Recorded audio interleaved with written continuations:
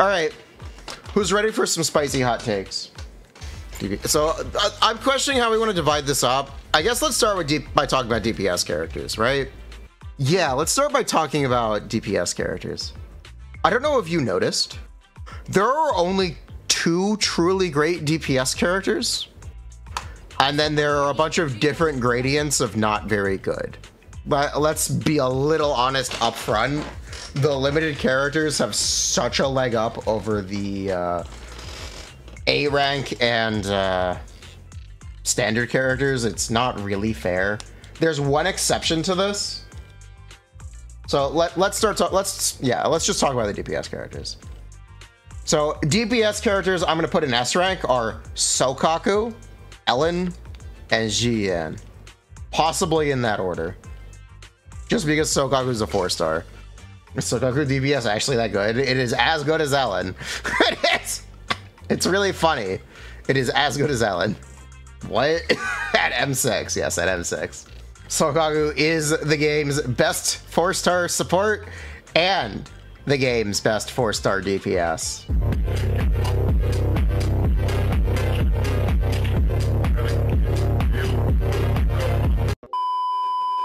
Do you know Sokaku DPS got nerfed over beta? It was better before. Sokaku was genuinely better than Ellen before. But yeah, you need C6. C6 increases the number of attacks she can do. It also dramatically increases their damage. She can't. No, Sokaku gets her own buff. It is literally DPS Bennett. It is 100% DPS Bennett. Does C6 do anything you don't on field there? Nope.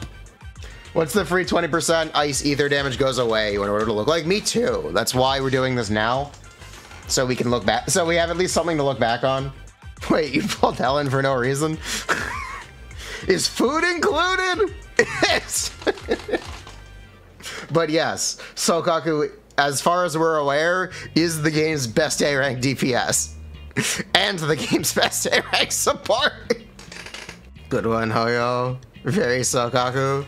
Needs her own tier, TBH. You try to get her M6, but you got Anton instead. Yes, we need to talk about the characters that are different gradients of bad. I think some of the better A-rank DPS characters are Corrin and Anton. And I think I'm going to put them in the same spot as Piper. Easily, yeah, I think these are the good A-rank DPSs. Besides Sokaku. Corrin is shockingly okay. Yeah, Corrin is shockingly very good. Corrin's actually pretty solid. Solid as in 5-minute clears. Would you rather I set it up like this? And just have a gap? Would you rather there be no A tier?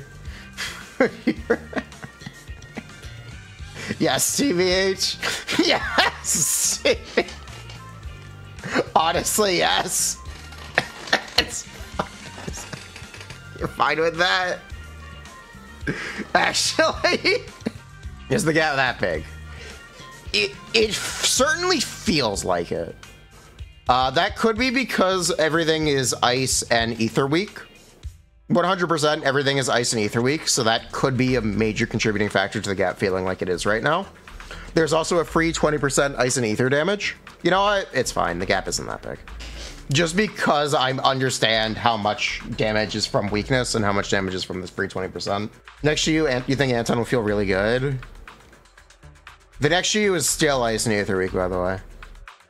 just FYI, don't expect that to be different.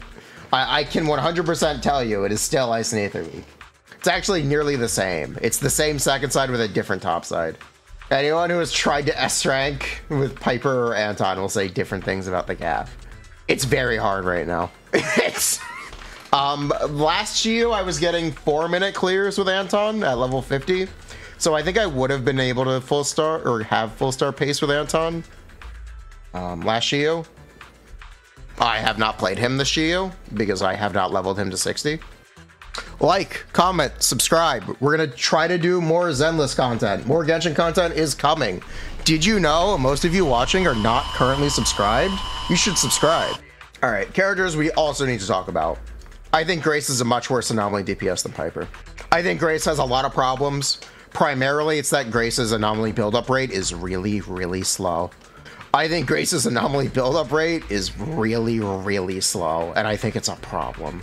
I think it's a problem. It makes Grace kind of scuffed as a support. It makes Grace kind of scuffed as a DPS because she takes more field time than she wants. She's waiting for Seth, possibly. Or she's waiting for a better electric anomaly character. But I think it's a core passive thing. Very possibly. Very possibly. I have core D though.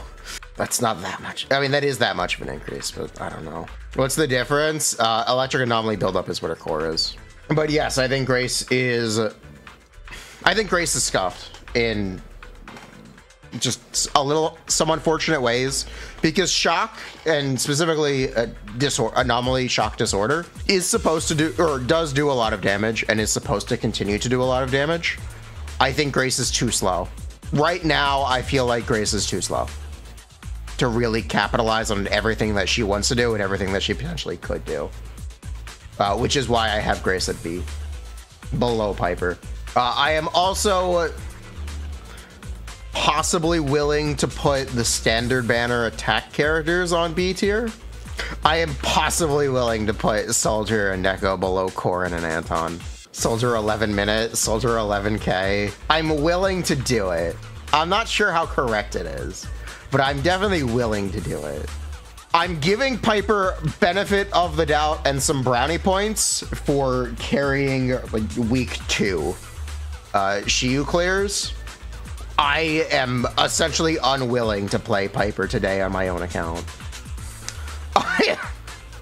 I am essentially unwilling to play Piper today on my own account. I do not want to. It is painful. It feels like pulling teeth. Piper is the B rank Archon. She B ranks when no one else can. And that's gotta count for something. I think that needs to count for something. Who is teeth? Why are we pulling them? Piper has an expiration date. Yeah, it feels like Piper fell off a cliff and died. But I gotta give her some brownie points in 1.0. I am fine putting her with Piper and with Corin and Anton. I'm fine with it, especially since Anomaly is going to continue to get supported. Despite Jane being the same character as Piper, you can play Jane with Piper. You can play double Piper. Could they? They both require field time. Piper gives a buff, and Jane also gives a buff. Jane makes the anomalies crit and do additional damage, and Piper increases damage percent. They both buff each other. I'm pretty sure Jane's is a team. Is her anomaly crit a buff for the team, or does she need to trigger them?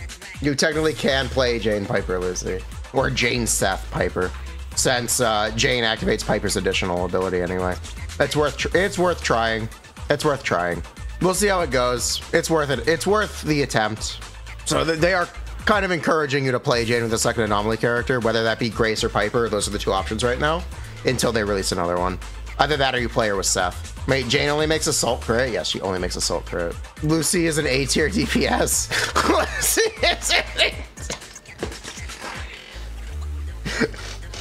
Lucy does most of her damage off field. I wasn't gonna rank Lucy as a DPS. I wasn't going to. If you guys really want me to, we can. Lucy is an off-field DPS. Lucy is S tier. Do it. Takes aren't hot enough. I don't think Lucy is really played as a DPS. But yes, Lucy does damage. Lucy does a lot of damage. Soldier 11k. D tier. Below Anton and Corin. I'm sorry, D-Luke 11. I'm sorry, D-Luke. Soldier 11 and Neko are the same character? Sure, why not? You wonder if she's bad because the content is really bad for her. So, I have tried... Yesterday, we tried to do calcs for Soldier. If anyone's just joining us, I do like in-depth theory crafting for games that I play on stream. But anyway. So, this is Soldier 11, Lucy, Qingyi, which is what we set up for. It's worth noting, Soldier does 60% of Zhuyuan's damage during stun, as far as we're currently aware. Soldier 11 does 60% of Zhuyuan's during stun damage. Actually, less than 6. I think it's 55%. It's not a very favorable comparison. This is similarly how so yesterday we tried to figure out how much damage Lucy does. The results didn't go great, but we did learn a little bit. Lucy's ult does a lot of damage. Oh my god. Lucy's ult does a lot of damage. Maybe you should use Lucy's ult. Maybe you should. Oh my god. Soldier strength is the ability to do damage at any time, not just nuke during stun. That is true. That is soldier strength. And that's where you have to look at Ellen. Lucy's ult gives energy too, right? Yes, it does. Wait, what? Soldier's 11 ult does 1,000,000 damage? During stun? Interesting. Oh, you better hope that ult's available. You better hope that ult's... You better hope that ult's available. You better hope that ult's... Yeah, I'm fine with this for now. Yeah, I'm fine. Yeah, for now, I'm gonna go with this. This is assuming Cinema 6 on the A rank characters, by the way, which is questionable, to be fair, but that's just what we're doing. Billy dead. I was gonna put Billy on B. We could put Billy low or lower, or we could put Billy in the same spot as Neko. One server regular really likes Billy, and I feel bad whenever I talk shit about Billy, because I have never played Billy. I have attempted to calc Billy once. I will never calc Billy correctly. Unless someone literally gives me the hit counts. Because holy shit. There's so many different hits. It's so hard. Like no return. You thought I would rate Sokaku lower? Nope. No. Nope. I know how good Sokaku DPS is. Sorry. Sokaku's very good. Those are all the characters that I would rank as DPS characters. Does it matter if no one wants to play it? More like, does it matter if you had to pull Ellen to get it? You are very unlikely to have C6 Sokaku without Ellen. You are very unlikely to have a M6 Sokaku without owning Ellen. So the ability to use Sokaku DPS is predicated on having a DPS that Sokaku can support. But yeah, if you don't know, C6 is borderline mandatory for DPS Sokaku. This actually gives her a significant amount of attacks and adds a significant amount of damage percent. But yeah, I am gonna give Sokaku her credit.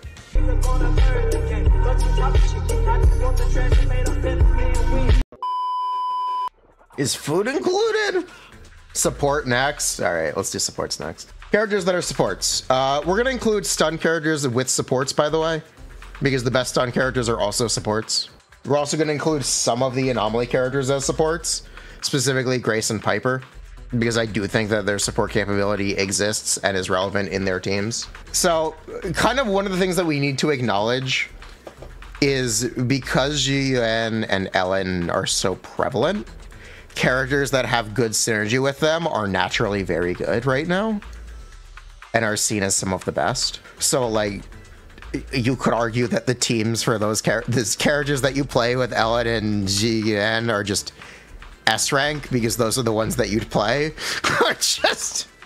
I don't know if we're gonna be able to separate that from like the actual value of the support character, because it's important and relevant.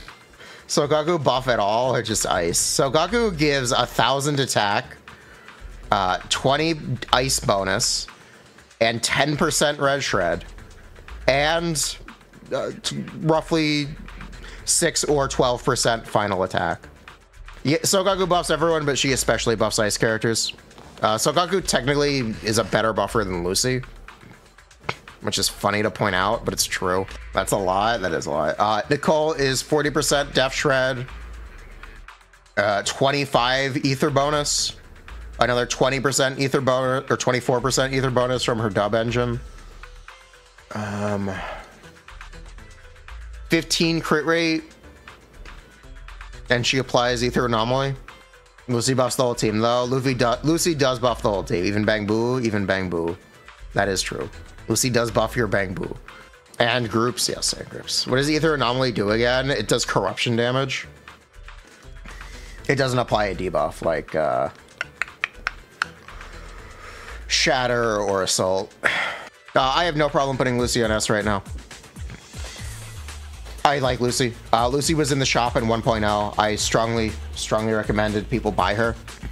Okay, so Lyacon, he's specifically tied to ice characters and technically Corrin. Lyacon increases the stun damage multiplier. Lyacon is the only character that can currently do that until Chang'e releases. So by default, if you activate Lycon's additional passive, he's contributing. How much damage do the piggies do? Like 300k? 300k in stun, 300k out of stun, 350k, like 700k damage total. If you didn't know, the difficult enemies in Shiyu have 3 million HP. So the context for those damage numbers is a bit, like, it's hard to comprehend. It's every damage enemy she hits with the other damage from her. Yes, you're correct. Thank you for the correction. You are right. Thank you for the correction. 3 million HP, that's a tall, but yeah, the numbers are very high in this game. Enemy HP and the damage you do is significantly higher in this game than it is in the other Hoyo games. Significantly. Like, we're looking at characters, some LN and GUN can potentially do like 3 million plus damage. And if that was Genshin, they would be the best DPS characters in the game. They would just straight up. Just okay. So these are what I think are the S rank support characters. The reason I'm just automatically putting them on S right now is because they have synergy with the characters that are most prevalent. Well, specifically LN and GN. There are other uses for them. Generically, Lucy and Nicole are the best here generically. But primarily just that kind of everything revolves around LN and GUN right now. I don't mind just putting them on S by default. Anyway, support characters who I think are not as... or support characters who I think might be good in the future. Yeah, let's talk about support characters who I think might be good in the future. Actually, before that, we need to talk about just the utility of stun in general. So we need to talk about Kaleda and Ambi.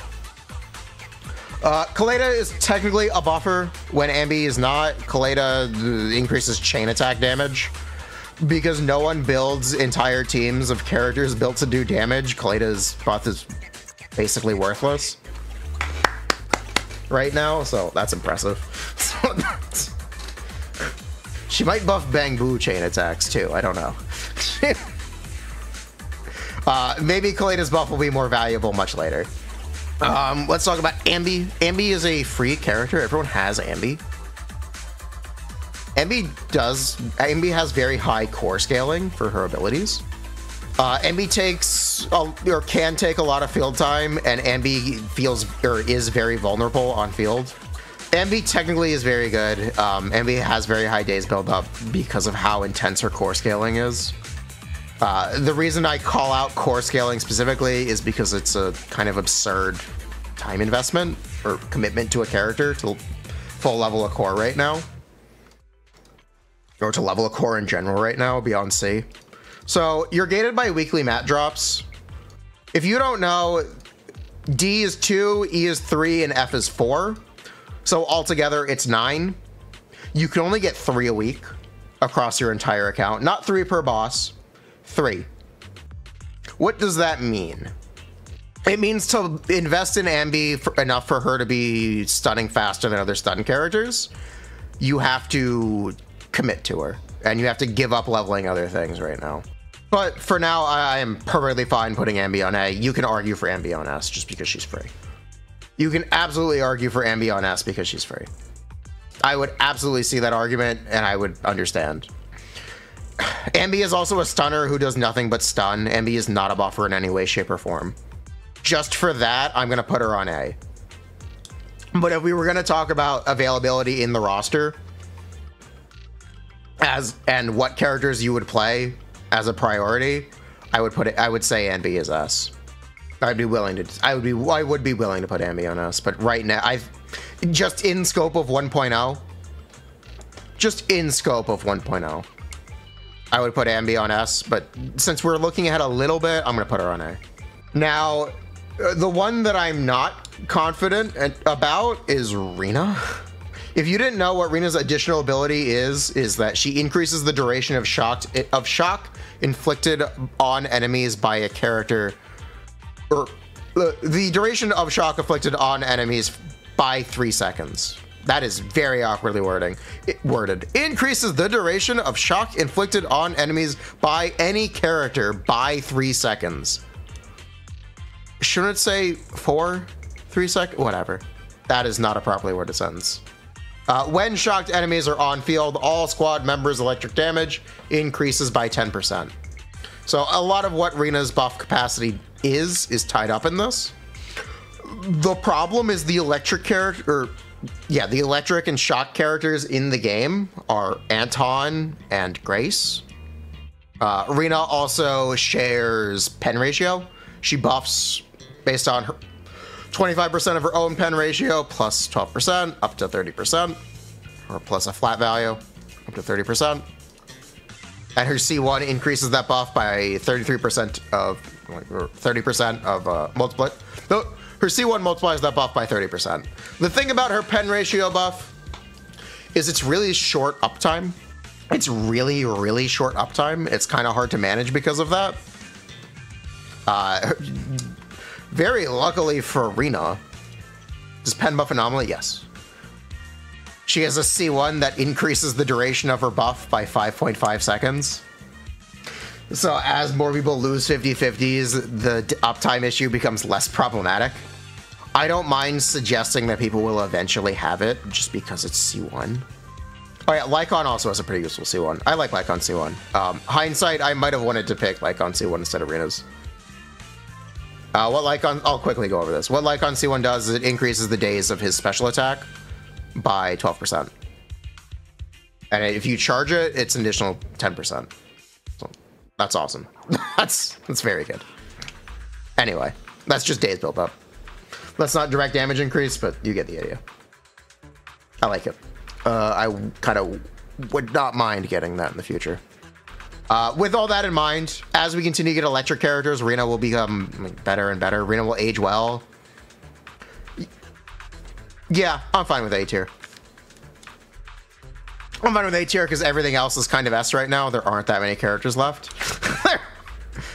Putting her in the same place as Ambi and Kaleda, I'm fine with that.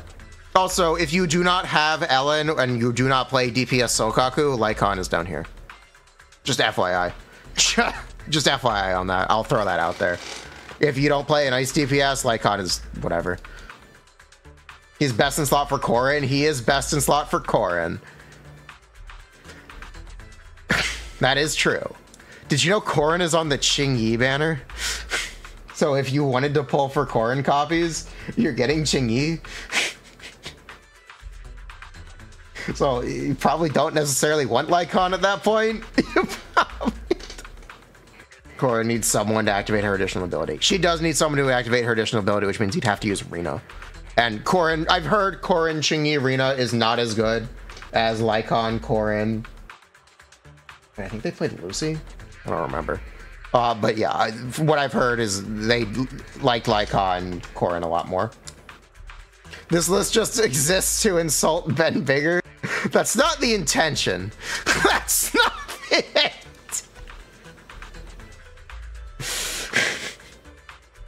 Well, let's talk about Ben. If you didn't know, Ben is secretly a stun character. Ben is a stun support character. He has pretty good days on his defensive assist and his parry mechanic, or his EX special, and his EX special follow-up. How I would recommend building Ben is very likely an impact percent main stat. He is the best defense character. He is the only defense character. But yeah, he also has a C6 that increases his days build-up from his assist follow-up and his EX special. Or after launching an attack or follow-up attack, during Ben's EX special, the days inflicted by his basic attack, dash attack, and dodge counter is increased. I do think Ben is actually a stun character. The thing about the gimmick for defense characters is they provide shields, so that's cool. This game doesn't have healers, by the way. The only way to increase your survivability is a shield. Ben also buffs crit rate. If his core passive is active, he increases crit rate by 16%. I guess you could build him as a DPS, or you could build him for stun. My reading could be wrong on him. You know what? Fuck it. We're gonna go out on a limb. Yeah, let's go out on a limb. Let's give Ben an A. Let's give it. I don't know enough. Let's just give him an A. Let's be positive. Hot take. Alright, Piper and Grace as a support. So this is something that I complained about a lot. I complain that Grace is a very bad support. Grace has a core passive that technically has some support utility. She increases shock damage. She applies shock anomaly. She shouldn't have to take field time to apply shock anomaly, but she does. Whenever you play Grace, she turns into a DPS. Yeah, I think Grace is absolutely a DPS. The problem is she's just kind of, she's just slow. Like, but it's a lot of the same complaints when we were talking about Grace as a DPS. She's just slow. She doesn't apply a ton of anomaly. She doesn't apply anomaly as fast as Piper or as fast as Jane. That's it. That's the problem with Grace. She just doesn't do it as much as Piper or Jane, which is fair because Grace's anomaly is a dot. It lasts for 10 seconds. You theoretically shouldn't need to proc shock that many times. The thing is, if we're trying to play a anomaly damage comp, we tend to float towards disorder right now, where you do need to be applying shock that much. So yeah, Grace is not good for disorder teams. And that's what she is as a support, mostly. If you play her with Anton, both characters are DPS characters. It ends up being like a dual DPS team, which, for the record, I think it's one of the better teams right now. The problem with that statement is there are not a lot of teams, but I do think Grace and Anton are technically very good right now. But yeah, I think Grace is not a very good support. Grace is more of a DPS character than a support. We can also talk about Viper. Piper has a additional ability called Synced Acceleration. When another character in your squad shares the same faction attribute as Piper, so when you're a Son of Calvin or a Fizz character, when Piper has 20 or more power, all squad members' damage is increased by 18%. She generates power for each hit of her spin. It goes up to 30 with C1. Piper also has a C4 that gives her energy back whenever a attribute anomaly is triggered. This every 30 seconds, so it's not the most impactful thing, but it's nice for energy. And Piper has a C6 that increases the duration of her spin and extends the duration of power by 4 seconds. What does extending the duration of power by 4 seconds do? It makes her buff apply for 16 seconds instead of 12 seconds. It's good. Piper is a competent support. We talked about this when we were talking about Piper DPS. You can theoretically play Piper with Jane. You can play the double Piper comp because Jane and Piper both buff each other. Characters who are not supports at all, we don't need to talk about them. Anton is technically can also be a support in like the same vein as Grace, but he's useful on less teams. But you could technically play Anton as a support as well, just for his defensive assist and his applying shock anomaly. So those are the supports, those are the DPSs. I think that's my Zenless tier lists for 1.0.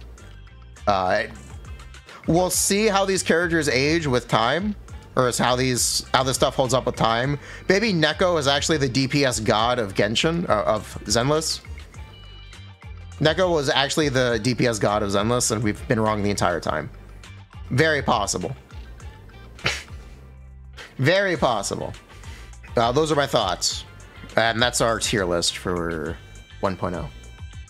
But yeah, if someone asks me what I think the best overall character in Zenless 1.0 is, I think it's Sokaku. Absolutely based character. Is it work time? Is food included? You may think this voice line is annoying, but think about this. A chatter pointed this out to me. I'll never forget it. When you offer Sokaku a job, she asks about her employee benefits and her breaks. Sokaku is woke. Woke-kaku.